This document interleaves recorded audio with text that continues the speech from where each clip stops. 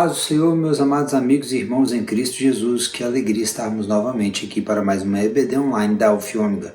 E no dia de hoje, na lição de número 8, datada para o dia 19 de novembro, falaremos sobre missionários fazedores de tenda. Sim, esse contexto é muito interessante, pois é uma realidade não somente da igreja contemporânea, mas também na época de Paulo. Nós vamos falar um pouco sobre isso. O textuário diz, Atos 20, 33, 34, ali quando Paulo estava falando aos líderes da igreja de Éfeso, ele vai dizer: vós mesmos sabeis que para o que me era necessário, a mim e aos que estão comigo, estas mãos me serviram, ou seja, Paulo trabalhou. Verdade prática nos diz que é possível servir a Deus e aos outros por meio da sua profissão, aonde quer que você vá. O comentarista, já ali no contexto da introdução, ele vai perguntar, se existe só um tipo de chamado, se existe apenas um tipo de envio, se existe, se é possível conciliar o trabalho com a vocação, a realização da obra missionária, ou se eu tenho que abandonar o trabalho, como muitos faziam, como se entendia que deveria ser feito antigamente, e nós vamos ver que não necessariamente é assim. No texto de Atos 18, versículo de número 1 ao 5, e depois Tessalonicenses 4, 11 e 12, nós vamos ver Paulo falando ali à igreja em Corinto. Ele está na igreja em Corinto. Deus tinha falado para ele que tinha um grande povo ali, que ele tinha uma grande obra para realizar ali, e aí ele vai visualizar e vai dizer, depois disto partiu Paulo de Atenas, chegou em Corinto, e achando um certo judeu por nome Áquila, natural do Ponto, que havia pouco tinha vindo da Itália, e Priscila, sua mulher, depois Cláudio, que era o imperador de Roma, o comentarista vai falar isso, ele expulsou os judeus de Roma, mandado que os judeus tivessem saído de Roma, se ajuntou com eles, e como eram do mesmo ofício, da mesma profissão, ficou com eles e trabalhava, pois tinham o mesmo ofício, que era de fazer tendas. E todos os sábados disputavam na sinagoga e convencia a judeus e a gregos. Quando Silas e Timóteo desceram da Macedônia, foi Paulo impulsionado pela palavra, testificando aos judeus que Jesus era o Cristo. Depois, 1 Tessalonicenses 4 vai dizer: procureis viver quietos e tratar dos vossos próprios negócios e trabalhar com as vossas próprias mãos, como já vos temos mandado, para que andeis honestamente para que os que estão de fora e não necessiteis de coisa alguma. Andar honestamente, dando bom testemunho para os que estão de fora. Infelizmente, hoje tem muitas pessoas que dizem querer viver da obra. Viver da obra é viver na dependência de Deus, e viver na dependência de Deus não é explorar a noiva, nem explorar a igreja. Vai pregar, cobra uma fortuna, ou acha que todo mundo é obrigado a fazer alguma coisa por você. Quem está na dispensação de Deus, nas mãos de Deus, dependendo de Deus, depende só de Deus. Nós já tivemos momentos em que tivemos que trabalhar, tivemos momentos em que dependemos completamente de Deus, e depois voltamos a trabalhar, e em outros momentos Deus agiu nos concedendo a sua misericórdia, sendo dependente dele, mas também tendo que trabalhar. São situações das mais diversas que acontecem em tempos diferentes. Aqui Paulo deixa claro, o texto de Atos, Lucas deixa claro que Paulo trabalhava durante um tempo, e quando Silas e Timóteo chegaram, ele foi impelido ali, impulsionado a falar de Cristo Jesus, ou seja, quando chegou alguém que poderia o ajudar, ele focou no propósito. Em outros textos, a Bíblia Sagrada vai citar que Paulo foi sustentado. Em outros lugares onde ele esteve, a igreja o abraçou. Em Corinto, a igreja não deu o seu sustento, então ele foi trabalhar. Por quê? A igreja de Corinto era a igreja de Corinto na Grécia, uma igreja, como eu já falei, de pessoas que eram muito orgulhosas, voltadas para as vãs filosofias, voltadas para a oratória. Eles queriam Apolo, lá gostavam de Apolo. Então, o que acontece? Esse povo não abraça o ministério de Paulo. Era um povo soberbo, infelizmente, que não cuidava do missionário que estava entre eles, não o ajudava, não o sustentava. Então Paulo, para também não pesar a igreja que estava nascendo e também para que ninguém pudesse falar que ele estava querendo recursos financeiros ou que ele estava interessado em dinheiro. A cidade de Corinto era uma cidade portuária, a cidade de Corinto era uma cidade que girava muitas riquezas, era uma cidade importante dentro do Império Romano, né? Então nós vamos ver que Paulo não queria de modo algum ser confundido e por isso, para que também ninguém viesse a julgá-lo, ele estava trabalhando, levantando tendas, que aqui, desde o tópico de número 1, nós vamos ver que era um ofício que era o fazedor de tendas também, traduzido como alguém que trabalhava com couro, né? Alguns vão falar que eram poucos materiais e por serem poucas ferramentas, poucos materiais, Paulo podia levá-las consigo e essas tendas eram produzidas para os viajantes, em especial também para os soldados do Império Romano que iriam ali diante da demanda precisar e Paulo estaria ali para poder prestar o seu serviço e fazer o trabalho que iria trazer o seu sustento. Do textuário que nós lemos aqui de Atos 20, vai dizer que as mãos proviam o necessário para ele e para os que estavam com ele. Isso é interessante porque Paulo estava trabalhando, então ele estava buscando entender que ele estava focado naquele momento em pregar o evangelho, mas que ele precisava do sustento e aqueles que estavam com ele também precisavam de uma ajuda e de um sustento. Então Paulo trabalhava por si e para os outros. E aí nós vemos muitas das vezes que tem gente que está produzindo a 30, mas tem gente que está produzindo a 60 e tem gente que está produzindo a 100. E essa produção ela pode abençoar a outros e isso é muito interessante, a gente tem que valorizar isso. Nós vamos ver aqui no subtópico de número 2 que a tradução judaica exigia que os mestres religiosos oferecessem gratuitamente seus serviços espirituais e cada rabino tinha que aprender uma profissão para se sustentar. É o que o comentarista, o pastor Wagner Gabi, traz para nós. Ainda que Paulo tivesse o direito de ser sustentado pelas igrejas que plantaram, o apóstolo trabalhou em seu ofício para ganhar o pão de cada dia. Alguns acreditavam que Paulo tivesse aprendido essa profissão enquanto ele fazia o treinamento para ser membro do Sinédrio, né? O membro do Sinédrio era meio que também parte do exército, então precisava levantar sua própria tenda caso houvesse uma necessidade e ele aprendeu ali. Outros vão dizer que Paulo aprendeu com o próprio Áquila e com Priscila, que segundo alguns eram já bem-sucedidos, né, bem-sucedidos no ramo de levantar tendas, de trabalhar com couro, de modo que eles se deslocam, e a Bíblia vai dizer que depois era a igreja, os encontros aconteciam, Paulo pregava na casa de Priscila e Áquila, ali em Corinto também. Alguns acreditam que eles eram bem-sucedidos nessa área em várias regiões, né? E outros acreditam que Paulo aprendeu, o que é mais fácil, aprendeu com seu próprio pai, né? Nós vamos ver que era uma tradição, era da cultura judaica e isso também da cultura nossa, e isso deve ficar para nós. Nós devemos proporcionar aos nossos filhos a oportunidade deles aprenderem uma profissão. Isso é um legado extraordinário. Se o seu filho ele não fluir numa área que venha a ser despertada nele, ele vai ter ali uma profissão. Isso vai proporcionar dignidade para ele, um trabalho, um sustento para ele, para a família dele. Assim como os filhos de Zebedeu aprenderam a pesca, assim como Jesus aprendeu também a carpintaria. O texto de Marcos 6,3 vai dizer: não é este o carpinteiro, o filho de Maria e irmão de Tiago, de José, de Judas e de Simão? Não estão aqui conosco os seus irmãos? E se escandalizavam nele. Mateus vai falar que ele era filho do carpinteiro. Marcos já relata que ele era o carpinteiro. Aqui é tecton, né? Tecton está relacionado relacionado à técnica, né, à habilidade de trabalho. Mas o tecton, o carpinteiro, era um artífice, um artesão que trabalhava com madeira, né? Alguém que era um marceneiro, fazia móveis, sim, e móveis dentro de uma casa. Nós vamos ver Jesus falando ali em Marcos 14 acerca do cenáculo preparado, né? Os móveis de uma casa mostram a identidade de quem mora naquela casa.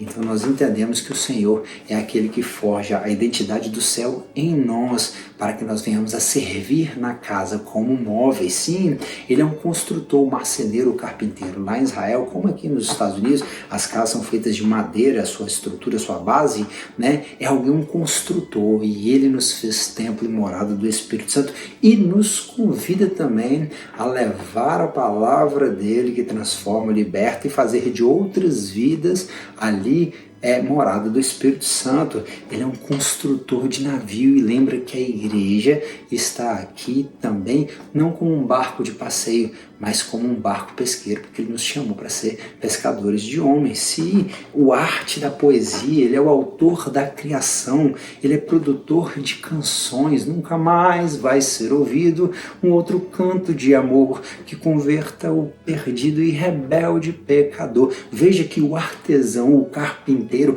era alguém que era dotado de muitos conhecimentos, projetador de instrumentos também, alguém que fazia instrumentos como era, no caso, a harpa. Hoje nós vemos o luthier que produz o violão, pega uma madeira flexível, ainda que forte, que aguenta a pressão, e ele vai moldando, né, e vai botando no vapor, e vai moldando, e depois coloca o braço, vem com a corda e aperta, e depois vai poder dedilhar, botar a mão dele. Deus está nos forjando com uma madeira firme, ainda que flexível, forjando no vapor, no calor, forjando, colocando em nós uma haste dura, uma base, estrutura firme para poder segurar. Coloca a corda, aperta a nossa vida aqui e ali, afina. Quando é novo, desafina fácil, mas ele afina de novo. O missionário precisa se permitir ser trabalhado por Deus. O fazedor de tenda, você ser colocado como Paulo, numa situação daquela em Corinto, onde ele, sendo digno do seu salário, tinha que trabalhar. Era Deus também forjando ainda mais Paulo. Paulo já tinha passado 13 anos no deserto. Nós somos o tempo inteiro trabalhados pelo Senhor, o carpinteiro que está ali dia após dia nos afinando para poder botar as mãos em nós e sair um belo som que glorifica o nome dele, né? O que é o artesão, o trabalhador, o carpinteiro? Jesus era um carpinteiro, Jesus trabalhava. Tem outros trabalhadores na Bíblia? Sim, José foi governador, Moisés foi pastorear o rebanho de Jetro, sim, Bezalel e Aholiabe ali em Êxodo 36:1 trabalharam. Olha lá o que o texto diz: assim como todo homem sábio de coração, orientados por Moisés, orientados pelo próprio Deus, trabalhavam, construíram um tabernáculo e todos os seus utensílios com todos os seus detalhes. Eliseu estava com a junta de boi. Aqui é interessante, porque Eliseu, Deus mandou ele largar tudo, mas tem outros que não largaram tudo. Então tem horas que o camarada vai ter que deixar a profissão, vai ter que deixar tudo e vai se entregar completamente ao chamado, como foi o caso de Eliseu. Outros momentos não, a própria profissão vai ser a ferramenta que Deus vai usar para que haja um ponto de contato e o evangelho seja pregado, as boas novas sejam compartilhadas, né? Amós era boiadeiro, cultivador de sicômoro, não era profeta nem filho do profeta. Davi era um pastor, mas também era um músico. E ele, enquanto músico, adorava o Senhor e até demônio saía. Pedro, Tiago e João eram pescadores. José, assim como Jesus, era carpinteiro, né?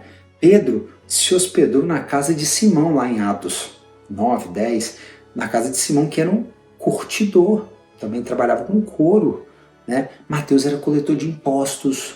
Dorcas era uma artesã, uma costureira, alguém que trabalhava com produtos manuais ali, voltados para a costura, para a concepção de artes em tecido, coisa extraordinária. E ela era uma professora também, né? Em Colossenses, Paulo vai relatar que Lucas era o médico amado, andava com ele e ali exercia a profissão, contribuindo na vida de Paulo, mas também na vida daqueles que estavam ao redor e contribuindo com o evangelho, né? A gente colocou aqui alguns exemplos, né, de profissão, nos lembrando que Deus tem uma vocação, né? Vocacionados, nós somos vocacionados. Vede bem como andai de acordo com a vocação a qual foste chamado, vocação de ser filho de Deus, vocacionados para o adorar, chamados, né? Vocacionados. O que é a vocação, Diego? Eu peguei aqui o contexto de vocação, né? Vocação do dicionário, disposição natural e espontânea que orienta uma pessoa no sentido de uma atividade, ou uma função, ou uma profissão, uma propensão, uma tendência que a pessoa tem para algo. O que é uma vocação? O ato ou efeito que alguém foi chamado para aquilo, ele foi denominado especificamente para aquilo. Aí já tem um contexto de um apelo e inclinação para o sacerdócio. Nós somos sacerdote real, né? Para a vida religiosa nós somos sim aqueles que por Cristo fez o religar de novo com Deus através do seu sangue na cruz. Qualquer aptidão ou gosto natural, disposição, pendor, o talento, veja a quantidade de coisas que está envolvendo em vocação, né? A nossa vocação é para adorar o Senhor e levar os outros povos, todos os povos, como diz o Salmo 96, a adorar o Senhor, e Deus vai se utilizar de tantos meios, talentos, qualidades, aptidões, gostos particulares, né? Facilidades, uma é na área da matemática, outra é na área da biológica, outra na área da humanas, e Deus vai se utilizar dessas habilidades para que dentro desses meios, né, o Senhor possa ser glorificado, né? O chamamento de alguém para exercer certa função. Cada um fique na vocação a qual foi chamado, disse Paulo em 1 Coríntios, o capítulo de número 7. Paulo, que foi vocacionado, chamado para pregar o evangelho, em um momento específico de sua vida ali, servir na igreja de Corinto, ele teve que trabalhar. Em Atos 20 ele vai falar que essas mãos, como eu já falei do texto, da leitura do texto áureo, serviram a ele e aos que estavam com ele. Paulo enfrentava o dilema de milhões de obreiros e milhões de servos de Deus, que têm um chamado, que sentem um chamado, que gostariam de viver integral, mas nem todo mundo vai viver integralmente para a obra, nem todo mundo vai ser sustentado para a obra, né? Nós estamos aqui como levantadores de tendas, mas temos também mantenedores, tem pessoas que nos ajudam, enfim, em momentos outros aconteceu de formas diferentes. Deus, ele vai trabalhando de acordo com o que ele quer, aonde ele quer, como ele quer, né? Nem todo mundo vai fazer a mesma coisa da mesma forma, né? Então, nem todos serão integrais e receberão. Por isso, nós precisamos entender isso. Existem muitas pessoas que estão trabalhando na obra e trabalhando, né, como nós falamos aqui, da vocação e essa vocação de Paulo, e que não queria ali naquele contexto criar confusão na mente dos coríntios ou ser confundido pelos coríntios achando que queria usufruir dos bens daquele povo, se aproveitar, ainda que ele falasse, né, eu vos dando bens espirituais, vocês não podem compartilhar conosco os bens materiais. Ele não... Depois ele vai falar que ele ensinou mal aquele povo, privando eles do fruto que devia abundar na conta de quem dá voluntariamente, né? O comentarista chega a citar isso aqui para nós. Então, assim, dentro desse contexto da ética de Paulo, nós vamos ver que dentro do contexto da vocação, Paulo, ele também tinha esses embates e ele buscava em Deus como lidar, né, com essas situações, como lidar com as limitações, como lidar com as pessoas, como lidar com os recursos, né? Lidando em momentos onde ele recebia ofertas, em onde ele não recebia, e em momentos onde ele tinha que trabalhar. Nós vamos ver aqui que os missionários fazedores de tendas, essa expressão que é uma expressão antiga, relacionada ao povo de Deus e que está relacionada àqueles que estão trabalhando na obra, né? Nós vamos ver que o contexto de fazedor de tenda, hoje, ele é muito útil, porque existem alguns lugares onde o evangelho não pode entrar. Eu até fiz algumas anotações aqui, além dos clássicos, né, que todo mundo reconhece já há muitos anos trabalhando em missões, os médicos, os enfermeiros, os dentistas. Nós vemos muitos profissionais de comunicação, né? Profissionais de costura. Eu vou ver se eu acho uma foto aqui, a Tereza ajudando uma moça dentro de um projeto lá em Uganda, onde de uma forma bem simples elas faziam as saias envelope da capulana, que é aquele tecido clássico africano. São vários modelos, né, muito colorido. Então, assim, para quê? Para que aquelas mulheres aprendessem a fazer aquilo e aquilo gerasse uma subsistência, uma sustentabilidade que promovesse dignidade, e no meio de tudo isso o evangelho era compartilhado. Isso acontecia no projeto da Mais, né, o nosso amado missionário Jonathan, que hoje está em Belize, aqui na América Latina. Projeto extraordinário, né? Então nós vemos aqui, em Uganda nós conhecemos um casal que são agrônomos. Hoje eles estão em Moçambique. O que eles faziam? Agrônomos serviam no campo missionário? Eles faziam o quê? Eles ensinavam o povo a como lidar com a terra e aproveitar melhor os seus terrenos para plantar, colher, as técnicas que envolviam para o sustento daquele povo, para que aquele povo tivesse mais dignidade, né, e fosse também que sustentavam, né. Professores de música, né, quando nós fomos a Moçambique, a Bilhão, nosso amado amigo, estava lá ensinando música. Isso é muito necessário, eles amam a música, né. Professores de teologia em muitos lugares, existem já cristãos, mas que não conhecem a palavra. Professores de idiomas, em geral, né, para ensinar o português, para ensinar o inglês, para ensinar... Esses dias eu estava lembrando da minha professora de espanhol, a Leila, lá no Colégio Santo Antônio, e no interior de Minas Gerais, e ali eu com minha dificuldade com o inglês, eu gostei do espanhol, nunca imaginava que eu fosse usar o espanhol, e hoje é um dos idiomas que a gente mais usa e mais utilizou na América Latina, e aqui também com a grande comunidade hispana que tem tanto no Texas quanto nos Estados Unidos, aonde o Senhor tem nos direcionado a trabalhar. Então, professores, né, que vão influenciando. Hoje as escolas estão tendo, tanto aqui nos Estados Unidos quanto no Brasil, antigamente tinha o kit gay, e depois tinha outras introduções leves, suaves, e outras mais escancaradas no que tange a questões de gênero. Aqui não, aqui você está tendo praticamente toda semana palestras e shows e conversas com drag queens, com figuras de fauno, com demônios, enfim, é um negócio extraordinário, um negócio absurdo, mas está dentro das escolas. Enquanto isso tem o Guilherme lá no Brasil, que está entrando dentro das escolas e está pregando, e tem milhares de adolescentes e crianças se entregando. A Tia Jo, que faz um trabalho extraordinário com crianças, levantando essas crianças que são batizadas com o Espírito Santo e que começam a já se despertar para a obra de Deus. Então, professores, pessoas que trabalham com crianças, né? Mães e pais que investem o seu tempo na formação dos seus filhos, entendendo que os seus filhos podem desenvolver um projeto para Deus de uma forma gloriosa. Meu Deus do céu, coisa extraordinária, um projeto missionário, né? Nós conhecemos uma advogada portuguesa, eu já citei esse exemplo, que estava trabalhando com mulheres muçulmanas que foram abusadas e agora estavam com disposição de entrar com processo. Enfim, temos uma amiga nossa que está dando aula de inglês para refugiadas somalis. Ela trabalhou no Quênia, em Nairobi, e agora ela está na região de Israel, ali na Jordânia, vizinho de Israel, trabalhando com refugiadas somalis também, ensinando inglês, né, criando projetos para trazer não só o inglês, mas também música, outros conhecimentos, dignidade para aquelas mulheres, para aquele povo,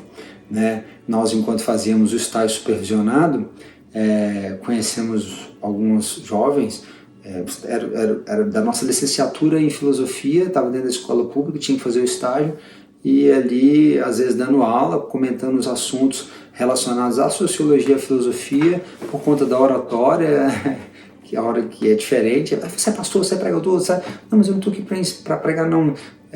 Estou aqui só para compartilhar do assunto, da aula. Não, mas fala aí, vocês querem saber, no final eu falo para vocês sobre Jesus. E ali algumas pessoas voltaram para Cristo e outras no final do ano tiveram a experiência até de sua vocação e disseram que iriam fazer medicina e depois iriam servir no campo missionário. São experiências que são gloriosas, grandiosas, experiências maravilhosas que eu tenho contado para poder tentar ilustrar, né? Porque a gente tem falado de muitos assuntos relacionados ao envio, ao sustento, e agora esse assunto aqui abraça muitas possibilidades onde as pessoas podem trabalhar, né? Nós temos hoje pessoas que vão trabalhar na sua própria cidade, na sua própria região, na sua própria nação, ou na missão transcultural, mas todas elas, ainda que trabalhando com a sua profissão, elas precisam se capacitar teologicamente, espiritualmente, elas precisam se capacitar emocionalmente, elas precisam buscar a face do Senhor, né? E buscar o chamado, serem chamadas para se disponibilizar e, ao seu tempo, a igreja enviar para que assim elas possam realizar esse trabalho, mesmo o trabalho financeiro. Muitos vão buscar seminários de missiologia, seminários teológicos, agências missionárias a fim de conhecer mais as realidades, a fim de saber mais, a fim de se envolver mais com missões. Outros vão doar suas férias, outros vão doar finais de semanas, outros embarcam em caravanas, igrejas fazem caravanas, como a nossa igreja fez recentemente lá em Jucutuquara, em Vitória, no Espírito Santo, uma caravana para o Vale de Jequitinhonha. Aquilo alegrou meu coração tanto, eu orava tanto por situação como essa, né? E entre tantas outras igrejas que fazem caravanas para o Nordeste, atuando desde a Bahia até quase na divisa com o Pará lá no Norte. Então, assim, toda aquela área considerada mais pobre do Brasil, existem muitas. Nós tivemos oportunidade de fazer curtas viagens, foi para a Amazônia ou outras áreas, no Paraguai, na Argentina, na Bolívia, no Chile, viagens rápidas que poderiam assim contribuir de uma forma, né, simples. Alguns homens têm se deslocado para levantar igrejas, construção mesmo, vai o pedreiro, faz o fundamento, aí depois vem o eletricista, o outro vem botando piso, o outro doa e instala o telhado, o outro trabalha com encanamento, o bombeiro, várias profissões envolvidas, até mesmo no levantamento de um templo, por exemplo. Mas templo é missão, templo, a missão fora não é pessoas, tal. Mas em alguns lugares, se não tiver um espaço físico, não tem credibilidade. Um missionário uma vez me falou, no Paraguai, se não tivesse o templo, o povo não acreditava muito. Por quê? Porque muitos iam lá, pregavam, ganhavam as almas, cativavam o coração do povo e depois se interessava nas questões financeiras, ou se perdia, se frustrava, e ia embora e abandonava o povo. Por quê? Porque não tinha deixado uma base sólida. Então, tem essas áreas e outras pessoas vão atuar, trabalhar para poder contribuir, né? Contribuir para a missão. Ainda assim, existem alguns lugares que não se pode entrar como cristão, né? Nós vamos estudar a janela 10x40, que é um retângulo imaginário, vamos dizer assim, que pega aí a comunidade mais pobre do mundo, onde tem menos de 3% de cristão evangélico, são os povos menos evangelizados do mundo, norte da África ali, todo o Oriente Médio, os países da Liga Árabe, até parte ali do sul da China e os países asiáticos. Ali é o grande desafio missionário, né? Então a demanda é infinita de almas que se perdem, Índia, enfim. Ali nós vamos ver que alguns daqueles países, a grande maioria deles na verdade, não pode entrar como cristão, entrar botando uma igreja. Então algumas pessoas vão entrar através do Work Mission, ou como nós estamos trabalhando, como levantadores de tendas, né? Nós fizemos um treinamento uma vez em Vila Velha para o mundo árabe, né? Conhecendo a cultura muçulmana e como evangelizar muçulmanos, né? E ali se falava das oportunidades em grandes metrópoles, cidades cosmopolitas como Dubai, onde através de cafés, entre outros negócios, outros business, né? Ali havia-se uma oportunidade de se relacionar com pessoas, de compartilhar do evangelho. No Irã, um missionário relatou que muitas das vezes ele pegava táxi, ele pagava do próprio bolso dele o táxi, e ali ele deixava bíblias no banco de trás, e com o telefone, se você quiser receber uma oração, quiser aceitar Jesus, apesar de muitas afrontas, perseguições, muitas pessoas se converteram ao Senhor. Motoristas de táxi, motoristas de Uber em vários países do mundo, né, têm a oportunidade de evangelizar, seja pregando, seja compartilhando, conversando, ou até mesmo somente com o som, bota um louvor, bota uma pregação de uma forma suave ali, aquilo ali pode tocar o coração de alguém. Sim, isso é muito interessante. Muito do que nós fizemos no Paraguai, na Bolívia, né, na Argentina, Portugal, a França, a primeira vez e também agora, né, tanto na minha vinda quanto na vinda da Tereza, que se deu em momentos diferentes com as crianças. Então, tudo que nós fizemos nessas nações foi por intermédio de uma amiga e outra amiga também, amigas, irmãs em Cristo, que são comissários de bordo de uma companhia aérea, entendendo o propósito do Senhor. Elas nos proporcionaram a facilidade de viajar para que o nome do Senhor fosse glorificado. São pessoas que estão servindo ali com as suas profissões. Isso é muito interessante. Eu vi um relato de um missionário que citava um empresário chinês que era dono de uma gráfica, e na China não pode ter Bíblia, não pode imprimir Bíblia, não pode entrar Bíblia, não pode abrir igreja, enfim.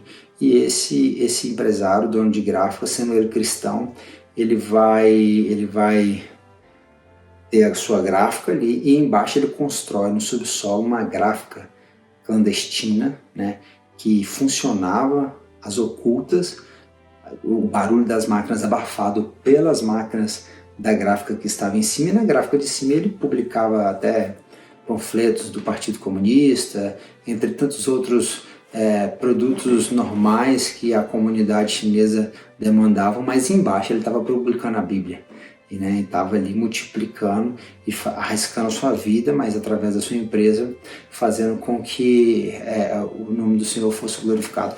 Tantos profissionais contribuem aqui nos Estados Unidos mesmo, alguns empresários têm contribuído conosco, tem pessoas que passaram muitas dificuldades, até explorados com outros brasileiros. Agora não, agora eles querem, não como patrões, vamos dizer assim, mas como facilitadores, proporcionar dignidade para que enquanto aqueles que estão levantando tendas, estão ali buscando cumprir o propósito, eles tenham também o seu sustento, Então existem pessoas que estão voltadas também entendendo as demandas dos missionários e não podendo às vezes investir, serem mantenedores, eles abrem espaço para que esses possam trabalhar, como também ali Paulo estava trabalhando com Priscila e Áquila, fazendo tenda. Paulo estava buscando o seu sustento, buscando ganhar o pão de cada dia, Eu sou formado em comunicação social, além da filosofia e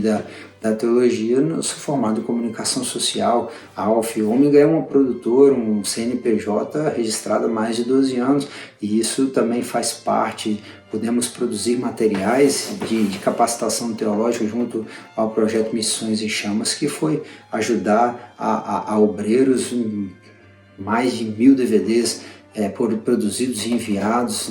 Isso foi uma forma de trabalhar, de contribuir também com a profissão que o Senhor nos proporcionou primária, para poder o reino, antes de nós irmos, o reino avançar com aqueles que estavam ali no seu tempo, Porque tudo tem um tempo, tudo tem uma vocação, Paulo vai falar a Timóteo, para que o homem de Deus seja perfeito, perfeitamente instruído para toda boa obra. Precisa se capacitar, precisa entender o tempo, e precisa fazer bem feito, seja através do seu trabalho, sendo um bom médico, sendo um bom padeiro, sendo um bom limpador de piscina, ou se esforçando para isso, pelo menos, dando o seu melhor, sendo um bom advogado, sendo um bom construtor, sendo um bom mecânico. Nós temos um grande amigo lá no estado do Espírito Santo, que ele hoje é presbítero, prega, ensina, muito querido, nosso amigo Biraci, Bira, que ele ajudava muito como mecânico, trabalhando nos carros do grupo, para que a gente pudesse estar avançando ali nos interiores. E isso é extraordinário, sim contribuir para o avanço do reino através da sua profissão. Estou citando exemplos, e nós precisamos estar atentos. Por quê? Porque Deus ele vai se utilizar de muitas pessoas trabalhando em várias áreas, né? Até mesmo dentro da sua cidade, né? Como nós falamos sempre, já que estamos falando até os confins da terra, mas missão transcultural, nós falamos também dos povos menos evangelizados do Brasil, existem ali os segmentos dos extremos ricos, né? E muitos desses, em rodas de negócios, eles compartilham suas aflições, suas angústias, e os outros compartilham de Cristo, aquele que traz a paz, né? Então, assim, nós vemos que Deus ele está se movendo, e ele está se movendo por misericórdia e agindo através da sua amada igreja, nos dando o privilégio de participar da grande obra que ele está fazendo. Deus, ele nos vocacionou, nos chamou para o adorar. Ele convidou de pregar o evangelho a toda criatura, e ele cria os meios do Senhor. Os mistérios de Deus são extraordinários, e ele vai se utilizar de muitos meios para que o nome dele seja glorificado. E no meio disso também estão as nossas profissões, no meio disso está aí o levantar de tendas, como ele usou para que Paulo tivesse o sustento, para que Paulo trabalhava ali durante a semana, e no final de semana estava investindo na pregação, né? Investindo em fazer a obra. O trabalho é uma forma de glorificar a Deus. Vamos ver que Adão, antes dele casar, Deus deu a ele um trabalho, né? Antes de Adão ali ter Eva, ele já tinha um jardim para ele cuidar, para ele cultivar, né? Então nós vamos ver que o trabalho ele glorifica a Deus, e nós podemos glorificar a Deus também através dos nossos trabalhos, também através das nossas profissões, e isso pode abrir portas para que o evangelho seja difundido, para que a palavra possa ser pregada, né? Então nós temos que também focar que enquanto nós não temos o sustento, aqueles que estão fazendo diretamente a obra, né? Aqueles que vão desenvolver, aqueles que estão entre povos transculturais, como nós estamos aqui, passam por vários processos. Você chega, você se adapta, você se instala, você continua se adaptando, você entende a cultura, você continua se adaptando, você aprende um pouco do idioma ou dos idiomas, da cultura que está sendo, das culturas que está sendo trabalhada. Depois você vai tentar contribuir, se já tiver alguma igreja, vai depois buscar plantar uma igreja, se assim for a vontade do Senhor. E em tudo isso você pode fazer relacionamentos e se envolvendo com as pessoas por intermédio de trabalho e de atender demandas que as pessoas têm. Lá no Chad, um país do norte da África, estava se sondando a possibilidade por extremistas muçulmanos do governo do Chad, Chad é um país da janela 10/40, de aceitar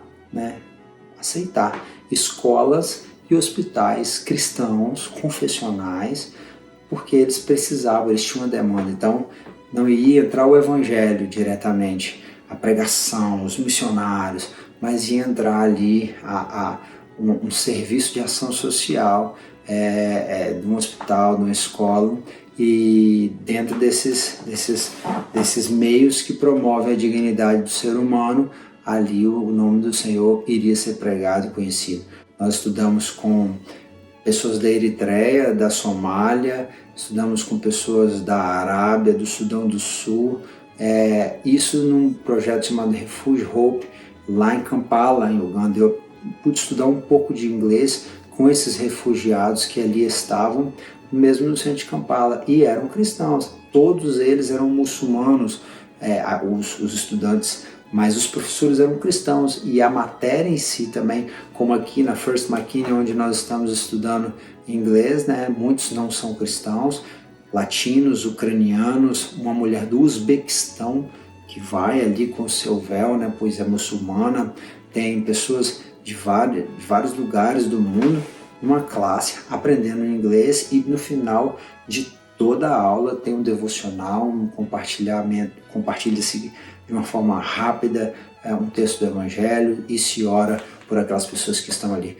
São formas, né, de servir a igreja, de servir a Deus, de promover a sua obra através de profissões e através de outros trabalhos, né? Então, que Deus possa te usar na sua profissão, que Deus possa te usar através da sua profissão, seja na sua cidade, no seu estado, na sua nação, seja entre os povos não alcançados, né? Existem os médicos sem fronteiras, existem outras tantas demandas infinitas nas nações e o Senhor conta com a sua disponibilidade. Busque estar sensível para ouvir a voz de Deus, busque estar disponível, busque se capacitar, não somente na sua área de atuação profissional, mas também na área espiritual e ao seu tempo. Deus pode te usar como uma ferramenta extremamente amolada, como usou Paulo, aquele que levantava tendas, como usou Lucas, que registrou, o médico amado que registrou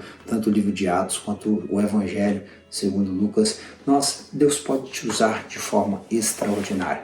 Cada vez mais a igreja tem mudado, as pessoas têm tido acesso à informação, as pessoas têm buscado estudar mais, as pessoas têm tido acesso a conteúdos científicos, têm tido acesso a universidades, sejam presenciais ou online, cada dia mais dentro da plenária, dentro do redil do Senhor, dentro das nossas congregações, nós vemos um número maior de pessoas capacitadas, formadas em várias áreas de atuação, pessoas que estão buscando pensar o Evangelho e ali também buscar dentro da sociedade, nas áreas de atuação, mostrar o bom testemunho de Cristo. Deus se utiliza daqueles que estão disponíveis também para trabalhar através do seu trabalho, trabalhar para Deus, glorificar o nome do Senhor através do seu trabalho. A conclusão diz: Deus está chamando cada vez mais profissionais para que levem a mensagem de salvação até os confins da terra, especialmente aos povos não alcançados. Entretanto, é preciso um alerta: nem todos os que se sentem atraídos a fazer tendas estão qualificados para a tarefa. É necessário examinar os motivos e avaliar a disposição espiritual. Daí a importância do trabalho da igreja local na descoberta de vocações, pois é onde o crescimento espiritual ocorre mais plenamente, no contexto de uma igreja saudável, acompanhado de um programa pessoal com o objetivo de levar a pessoa a desenvolver o conhecimento de Deus e das Escrituras. Uma vez que a base está firmada, podemos aprender habilidades ministeriais, especialmente como levar outros a Cristo e discipulá-los. Sim, que Deus em Cristo te use poderosamente por meio da sua profissão, seja no Brasil, seja na América Latina, entre os povos não alcançados, para que o nome do Senhor seja glorificado. Deus em Cristo te abençoe. A paz do Senhor.